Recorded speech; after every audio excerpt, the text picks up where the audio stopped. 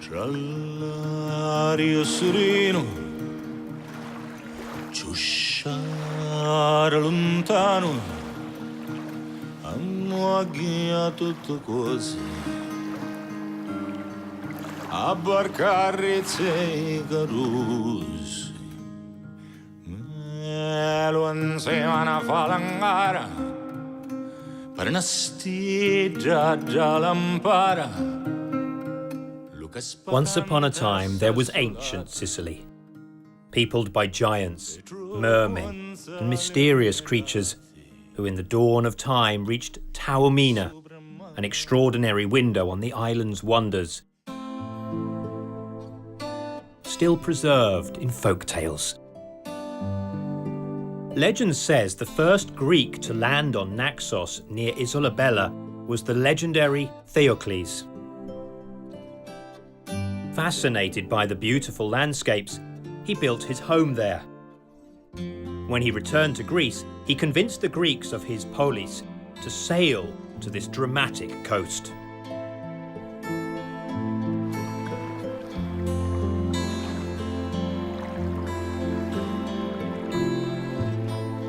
Home to artists, poets and famous travellers, nestling between sea and sky, Taormina has always drawn lovers of beauty.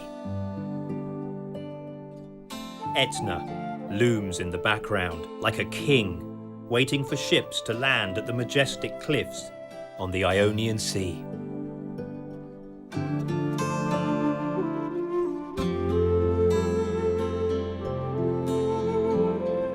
Feared for its power, this titan seems to rule over the fate of men and act as a lighthouse for history. On the slopes of Mount Tauron lies Taormina. With its medieval appearance, its ancient art, the hues and perfumes of its Mediterranean vegetation, Taormina is an enchanted spot where the present merges with the past.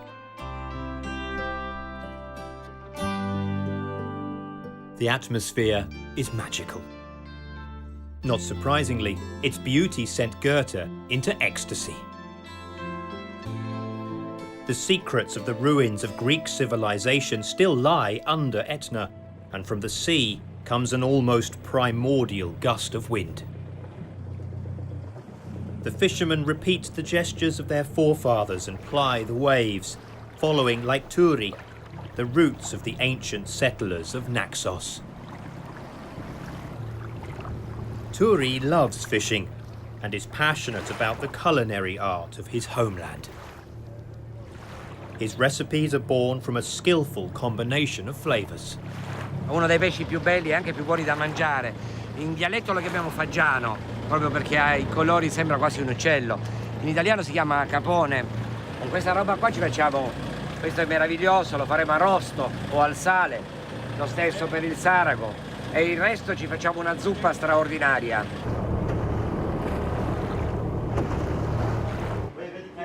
Penso che la ristorazione sarà sempre il modo migliore per conoscere le persone.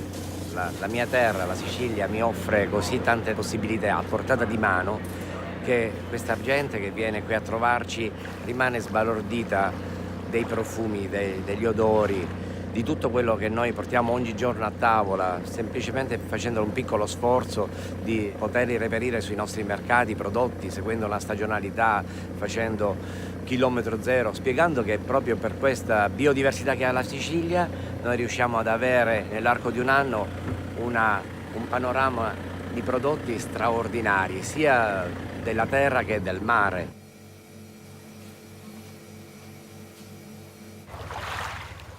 La parte più bella è nel momento in cui vado personalmente a reperire la materia prima. Prima ancora di avere la certezza della freschezza, della qualità, si instaura un rapporto umano.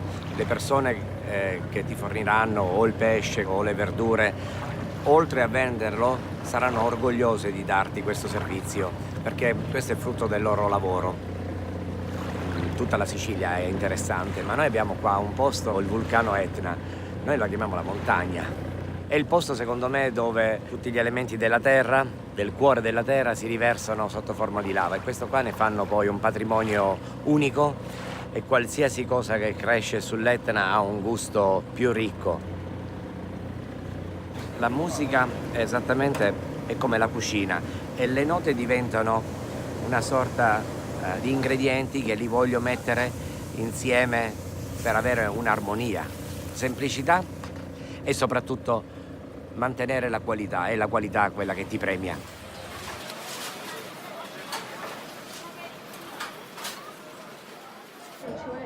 In Taormina, many cooks make Sicilian specialities. Simple ingredients rich in flavour are the basics of traditional dishes such as sarde a beccafico. Antonio prepares this typical local recipe with genuine products.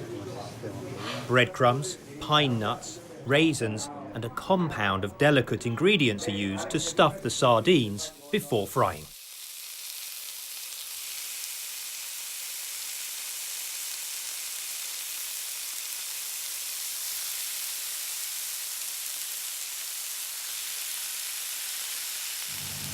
Once cooked, they are a real delicacy. Nestling among the olive trees and prickly pears, before a unique, breathtaking view, we find Taormina's Greek theatre. Its auditorium was carved into the rock at the time of the settlers. Once staging Greek tragedies and Roman games, it now hosts concerts and international festivals.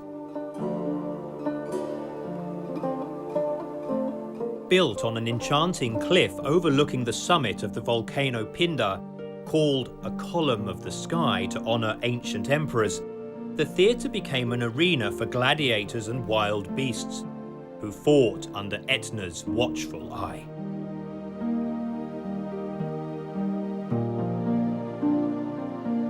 On a panoramic terrace we meet Salvatore.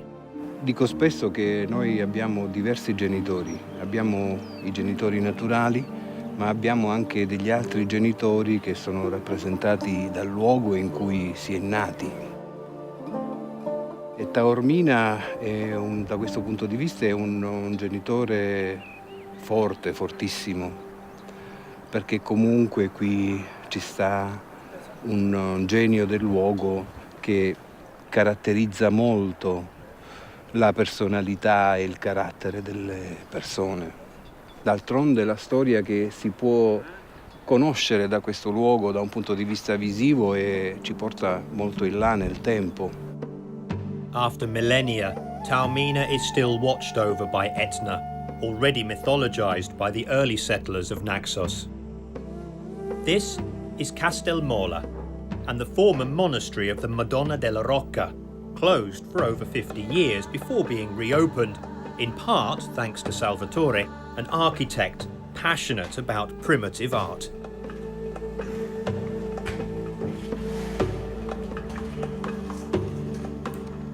His works, on display in the monastery, are made from pieces of boats and metal sheets washed ashore that Salvatore collects and transforms into artistic creations inspired by animals, dancers, and tightrope walkers.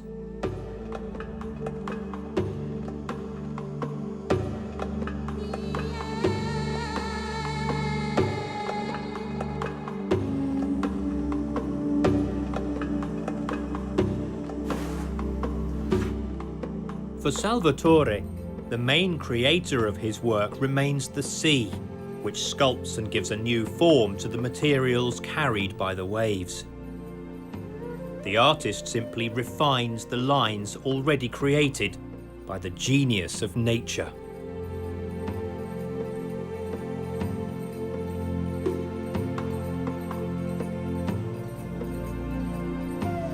The creative power of the sea is flanked by that of the earth. Here, The four magical elements, water, fire, earth and air, live on in legends about the birth of Sicily.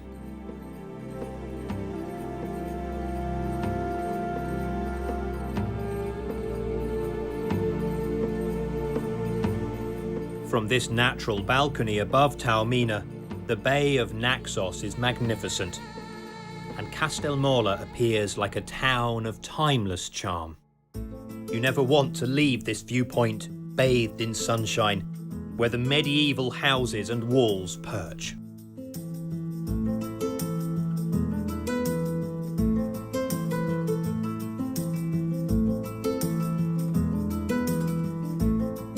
On the highest peak stands the mighty Norman castle. For centuries, it was an impregnable fortress for the foreign conquerors who wanted to dominate the Ionian coast. Today, it preserves the memory of an ancient, but still present past.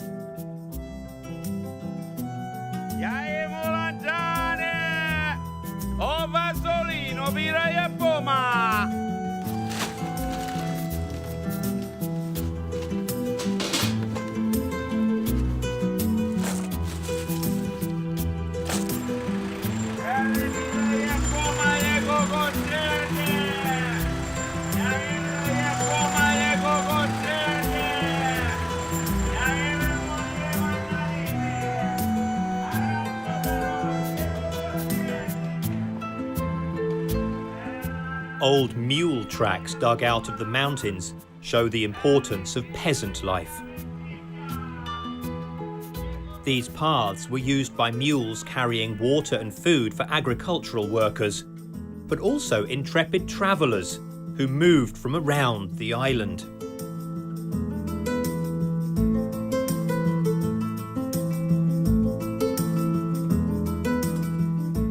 The mule tracks, now restored, remain an adventurous way to explore these pristine valleys, still watched over by Etna.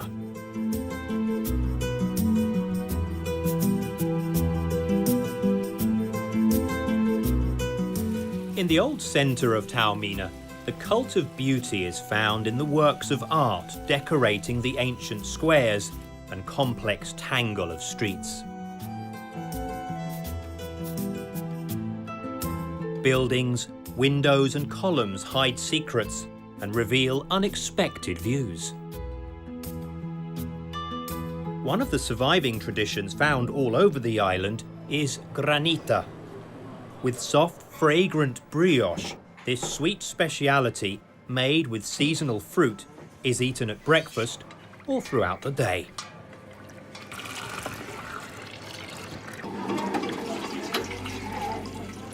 Granita owes its origins to the Arab invasion.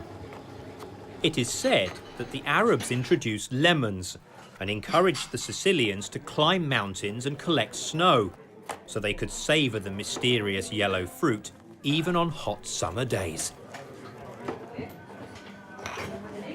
Since then, every part of Sicily has a typical flavour of granita. Almond in Catania, lemon in Messina.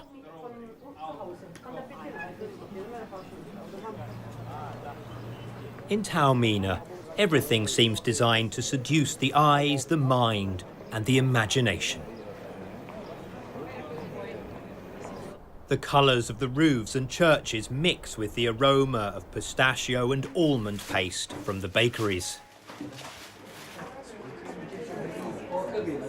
Another delight for the palate are the famous pistachio mafiosi.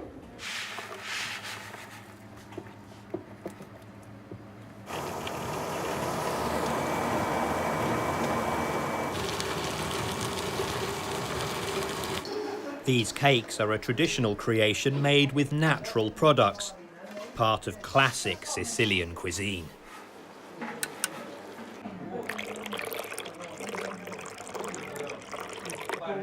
Made with almond, pistachio, egg white and a little sugar, today the so-called mafiosi are mixed by special machines, but once they were made by hands patiently stretching the dough and mixing it with other ingredients. mangiato lei al limone? Ora la faccio impazzire. La pesca l'ho mangiato io. The recipe for this delicacy is still handed down the generations.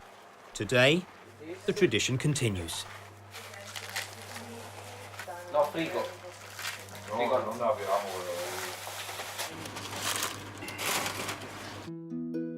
Beyond the walls of the buildings, Taormina is pervaded by the legacy of the artists and intellectuals who have always frequented it.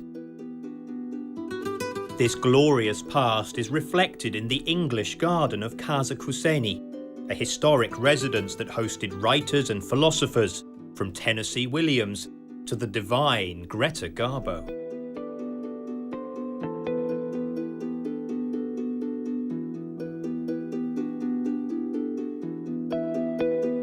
The Casa Kuseni English Garden is the oldest in Taormina, a thrill for the eyes and the soul.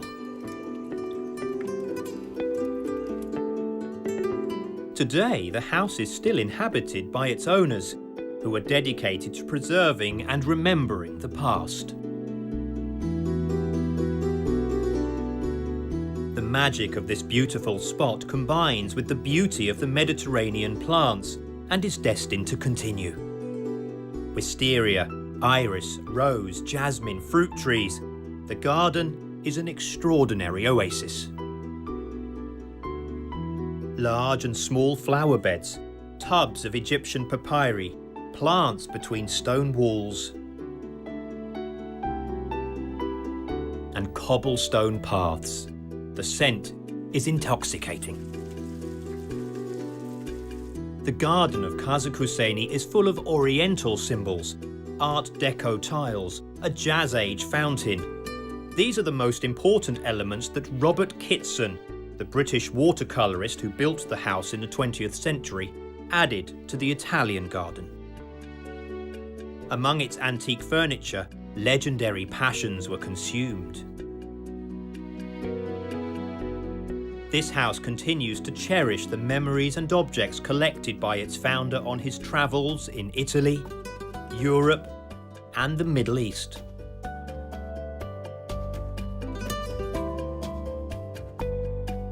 The frescoes of the Chamber of Secrets hide a sensual and secret world, which tells of forbidden land, free love. In the early 20th century, this quest for freedom was repressed. But in Taormina, the pearl of the Mediterranean, it was not a vice and was tolerated. With the writer Daphne Phelps, Kitson's niece, Casa Kuseni became a meeting point for internationally renowned artists who helped make Taormina and Sicily famous worldwide. Like Pablo Picasso.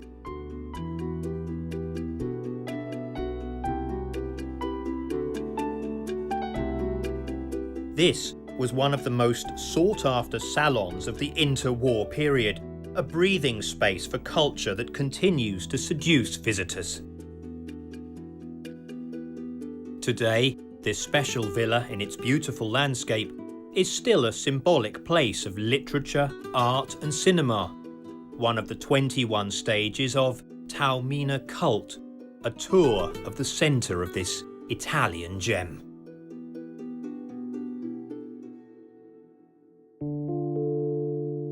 Going up the roads travelled in the 1960s by Hollywood stars fleeing to Taormina to relax, we reach San Domenico, a former convent. Before becoming a luxury home, it was an important monastery built on the mountain slopes.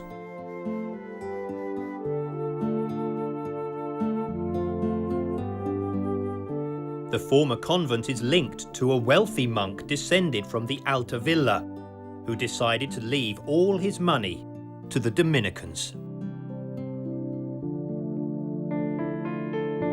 San Domenico still preserves its atmosphere and a small ancient cloister with wonderful arches and elegant columns. the charming silence welcomes those in search of a spiritual space, away from the bustle of normal life.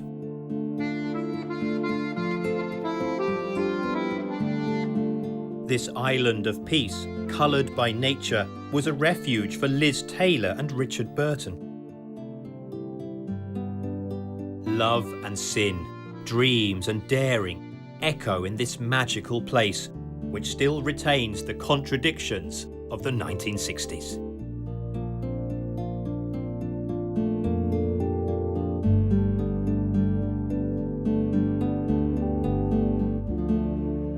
At San Domenico, movie stars projected Taormina into a strange world of madness, but the glamour contributed to the popularity and the timeless charm of the place.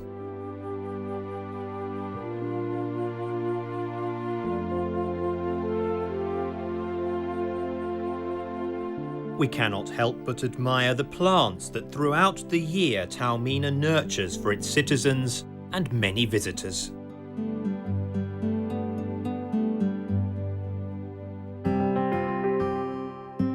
As in a typical Italian garden, the vegetation is rich and sculptures are dotted here and there. Nature and stone, this interesting mix inspired the artists and painters who moved here, where the trees and flowers have 1,000 shades.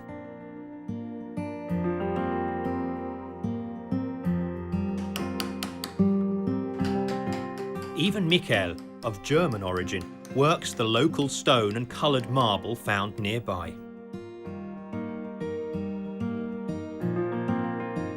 To represent yellow lemons, he uses pebbles from the shores of the Ionian Sea. For the black of the mountains, the lava of the volcano. To get the red inlays, he collects a rare type of rock from a disused quarry. In his lab, Michael uses special stones created by the forces of the earth. And the background of his subjects are the age-old natural wonders of ancient Sicily.